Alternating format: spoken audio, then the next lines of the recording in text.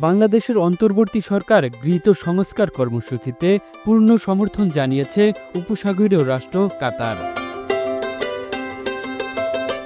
মঙ্গলবার 18 মার্চ রাষ্ট্রীয় অতিথি ভবন যমুনায় কাতারের রাষ্ট্রদূত সেরায়া আলী আল কাহতানি প্রধান উপদেষ্টা অধ্যাপক ড.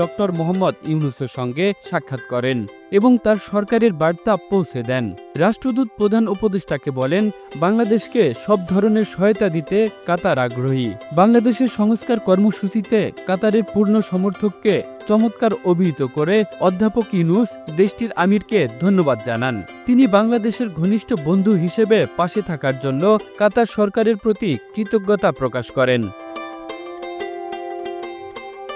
প্রধান উপদেষ্টা কাতারের সঙ্গে বাণিজ্য ও বিনিয়োগ সম্পর্কে আরও গভীর করার উপর গুরুত্ব আরোপ করেন। তিনি কাতারের ব্যবসায়ীদের বাংলাদেশে বিনিয়োগ এবং দেশের বিভিন্ন অর্থনৈতিক অঞ্চলে তাদের কারখানা স্থানান্তর করার আহ্বান জানান।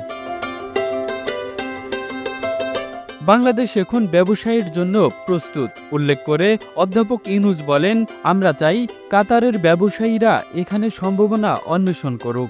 তিনি জানান, আগামী এপ্রিলের শুরুতে বাংলাদেশ একটি বিনিয়োগ সম্মেলন আয়োজন করবে। রাষ্ট্রদূত বিনিয়োগ আমন্ত্রণের প্রশংসা করে বলেন, কাতারের আরও বেশি ব্যবসায়ী খুব শিগগিরই বাংলাদেশ সফর করবে বলে তিনি আশা করছেন।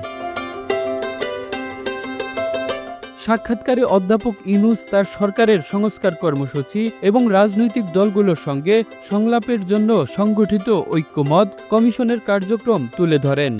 ড. ইউনূস জানান, আগামী মাসে তিনি কাতার সফর করবেন।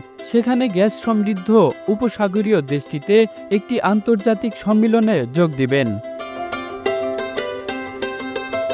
Kamrul Islam, international desk.